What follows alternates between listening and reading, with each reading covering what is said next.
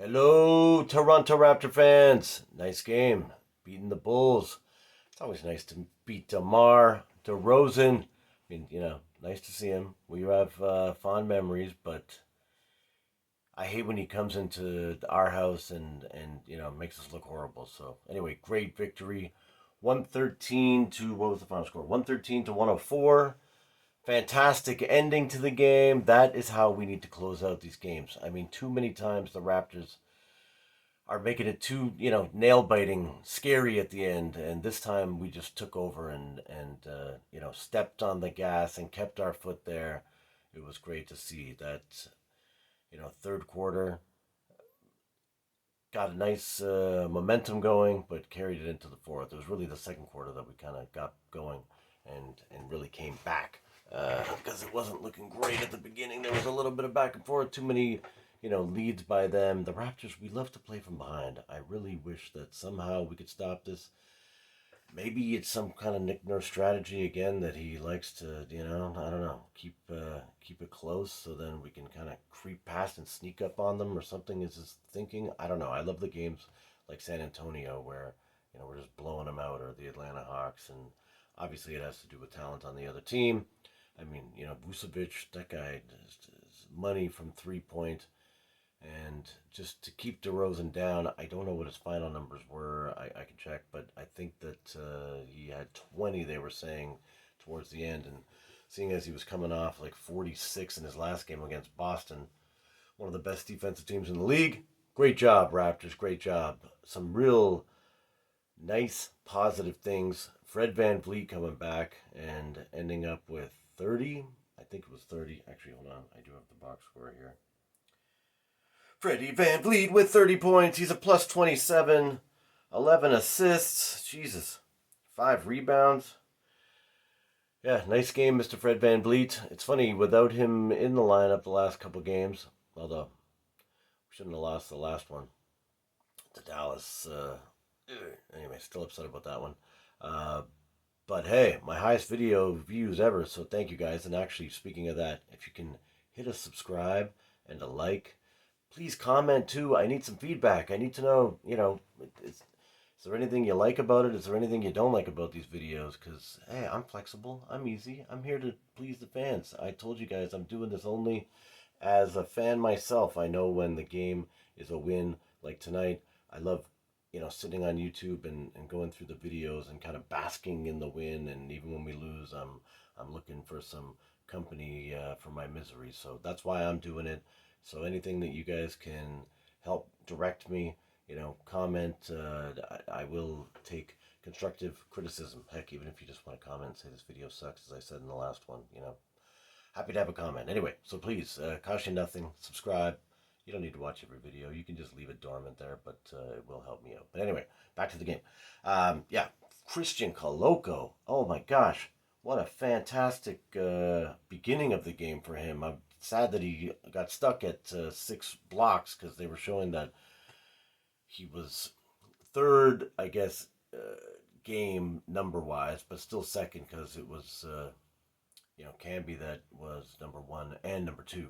So Christian Coloco for rookie blocks in Raptor uniform, sitting at 6. He was third overall, but second player wise. Anyway, it would have been nice to see him get 7 or even 8, but I believe that 8 to 10 is coming at some point this season because this man is anywhere the ball is. I mean, there were a couple of controversial, well, I mean, I guess controversial from a Raptor fan, that is, where, it looked like he got the block, but they called a foul on him, and I don't know, a couple of them.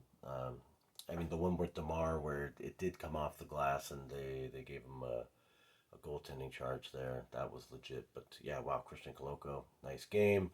OG, early, OG was, messing it up a little bit. I love when he tries to power into the basket, but frustrated when he gets too crazy dribbling. I don't know if he's got emotions running and whatever. Like he's losing focus. He's thinking about the basket maybe before he actually gets there, and had a couple of turnovers and just times when he just loses the ball out of bounds, out of control.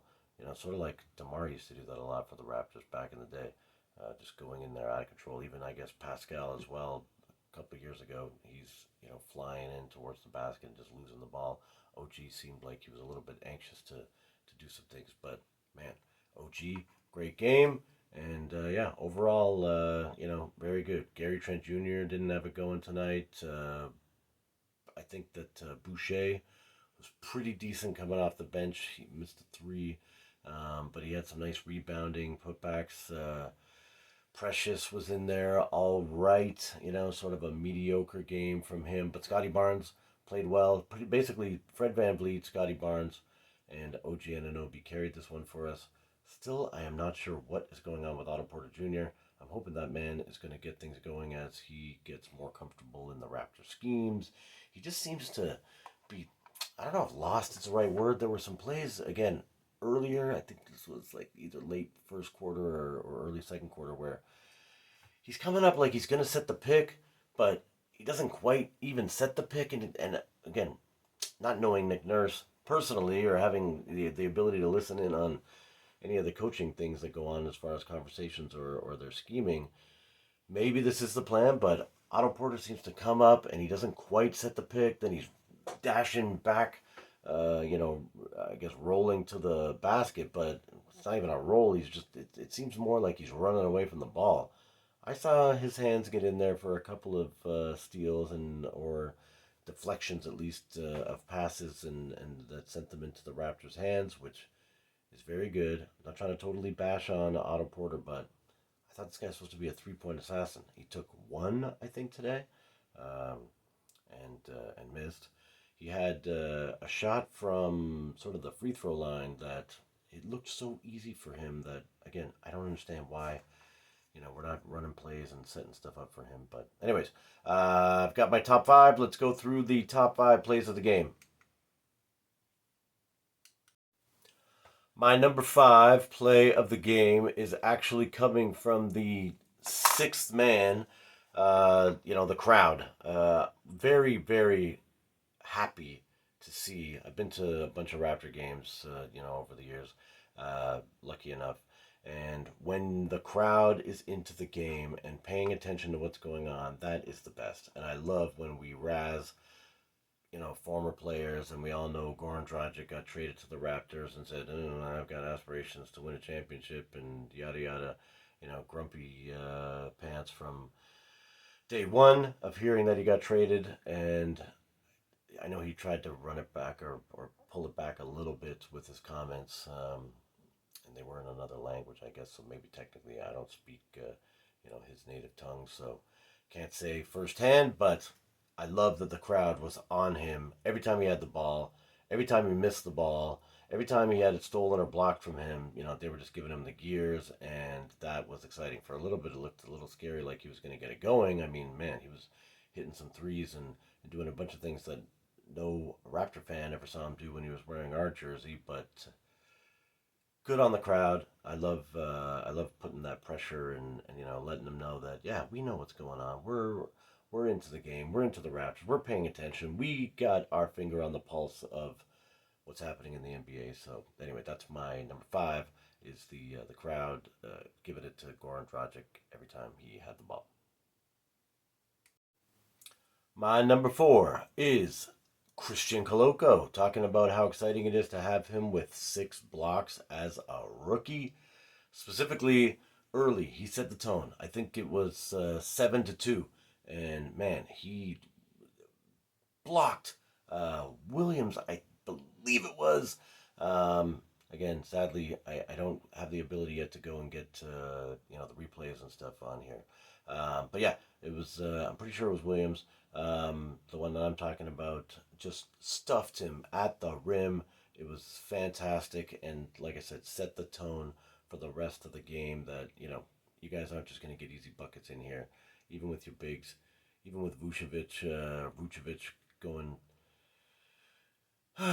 in the paint almost every time he wanted, and most of the other time Williams too, flashing and dunking. Man, that guy just throws it down when he's in there. So it was good that Coloco, when he was out there, was able to stop these guys from having their will at the rim. So that's my number four. My number three, there were a couple of plays right in around the same time. Number three, I was debating. There was a no look pass from Fred, and sometimes these plays just seem maybe a little more exciting than they are because he's such a little guy out there. Again, I believe he's an inch or two taller than me, according to what they list him as. But when he's out there, he looks like a little, munchkin. And I think it was Drogic that was trying to defend against him, and he came across, by the 3 point line. I guess he was going sort of to the right, from left to right, and got the ball just in to Scotty Barnes, and so that was a noteworthy play. But my number three, I'm going with is a couple plays later. Van Vliet was driving in. He had the shoulder down into Drogic, like he looked like he was going to go for one of his crazy, layup acrobatic plays that he does when he drives at the basket and tries to get the and one. But instead, he kicked it out to Scotty Barnes, who was wide open and maybe should have taken a three. But man, he just decided, you know what, I'm making a statement, and I'm a dunk versus threes kind of guy. I know there was a whole NBA promotion. I don't know if that was last year or the year before, where they were like, what do you like, dunks or threes? I like the dunks. Scotty Barnes went strong to the hoop and was up so high, just only really one defender even came to attempt to block him and guard him, and he just sidestepped that guy and slammed it home. Again, nice statement play. I think that those reverberate into the opponent, and they start to feel like, oh boy, how are we going to pull this one out here? The crowd went crazy, and yeah, so that's my number three. Freddy V is my number two.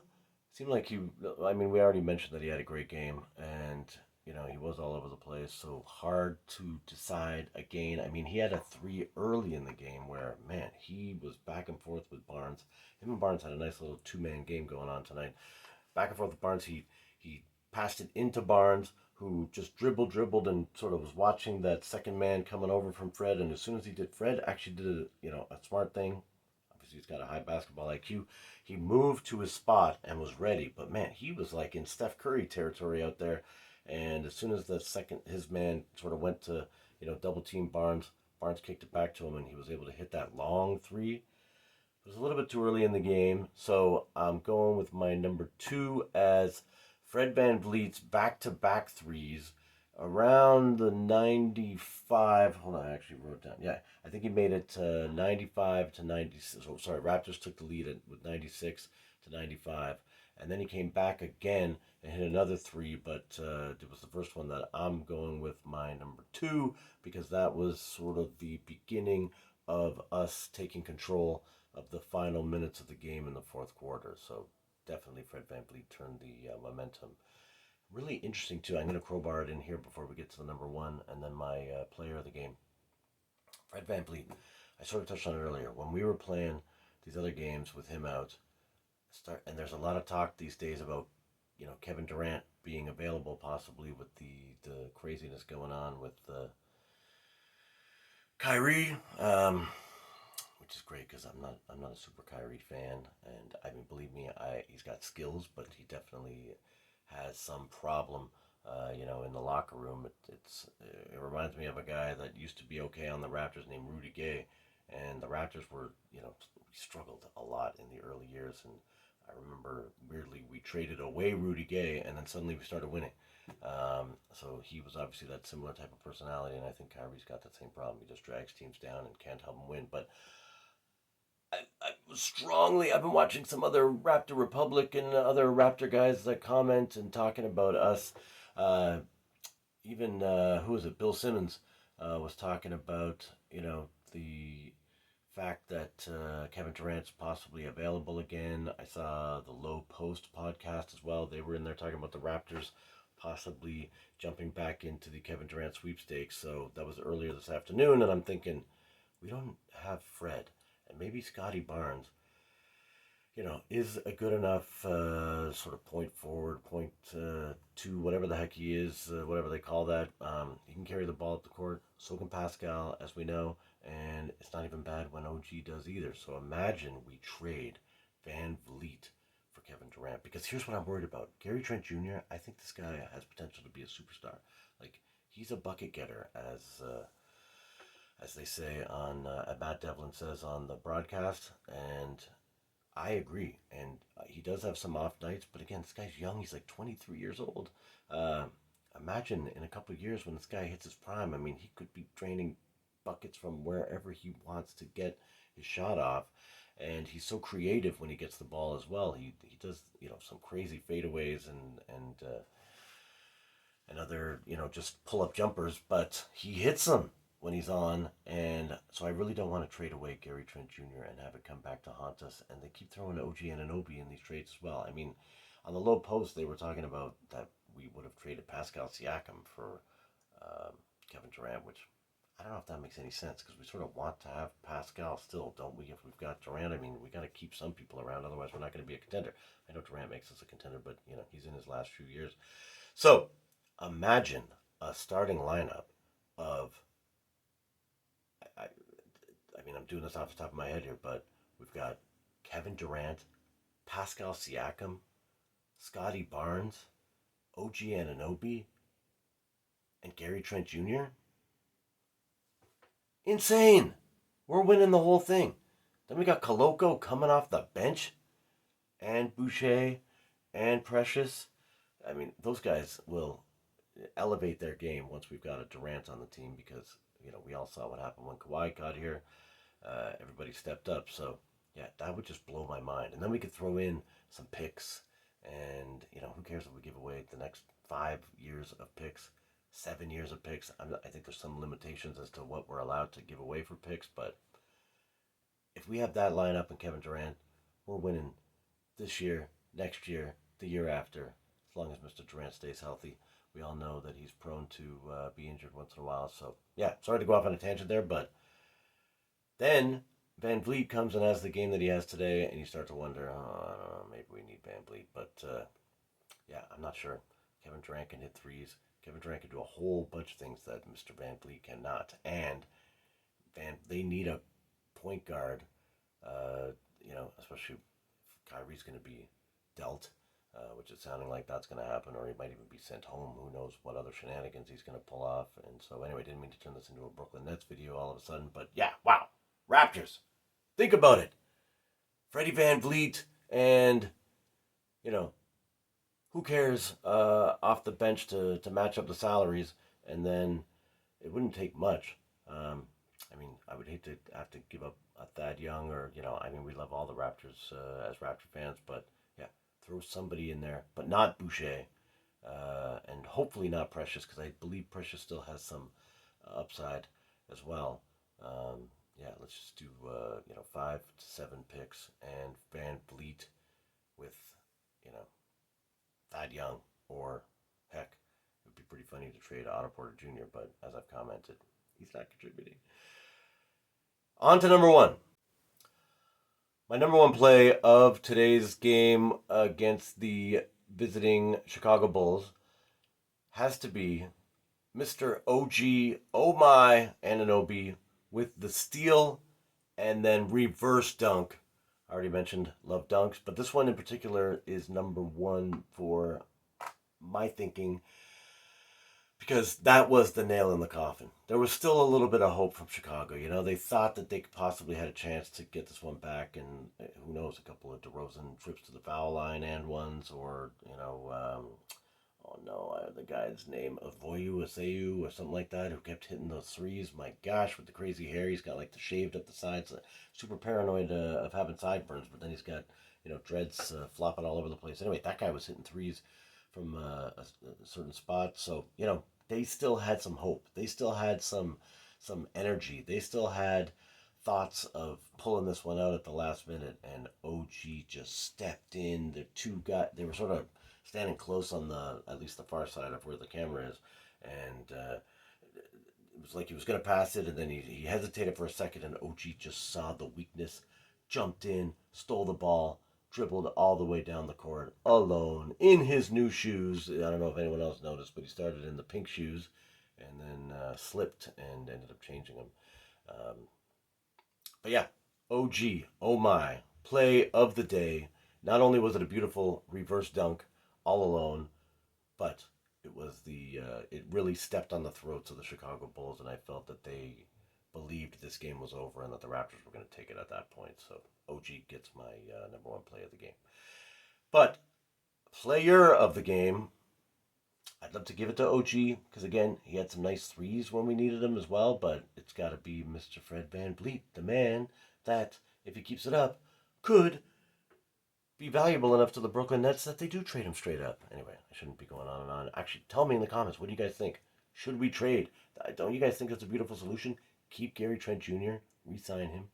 Keep OG Anunoby because OG Anunoby is a defensive savage, as we know, and can do whatever he wants out there defensively, stopping the other guy's number ones over and over again. I hate to give up that guy because he can still get 30, and I think he just has a little bit of mental. He just needs to figure some stuff out. Emotional, mental, maybe even in the right word. It's more emotional with OG, even though he seems like he's emotionless. He's like a robot in the press conferences sometimes. But I think in his head, he's got a lot of things going on. He's trying to figure out that hey, I'm a strong man. I'm taking it to the hole, and sometimes weirdly he gets stopped because I just think his timing and some other things are off. So anyway, I think OG and Gary Trent Jr. upside is huge. Mr. VanVleet, what else is he going to do for us? So yeah, let me know what you guys think in the comments. But still, I'm giving FVV, Freddy VanVleet, not Van Fleet, as all of our people south of the border like to say, the player of the game. And I guess that is about it for tonight. Let's wrap it all up and tell you guys, please subscribe, like, really appreciate it. Comment. Would love to engage with you guys. I'll read the comments. I got nothing else to do. And finally, Mr. Beast for president. If you don't know what I'm talking about, check out some videos. I think he was on Schultz podcast, and he was on Rogan. He was on a bunch of other places. Check him out. The guy is a seriously kind dude trying to help people. And anyway, it was suggested on one of those podcasts that he run for president, and he actually didn't completely reject the idea. So yeah, Mr. Beast for president. Have a beautiful evening. Thank you guys. See you next game.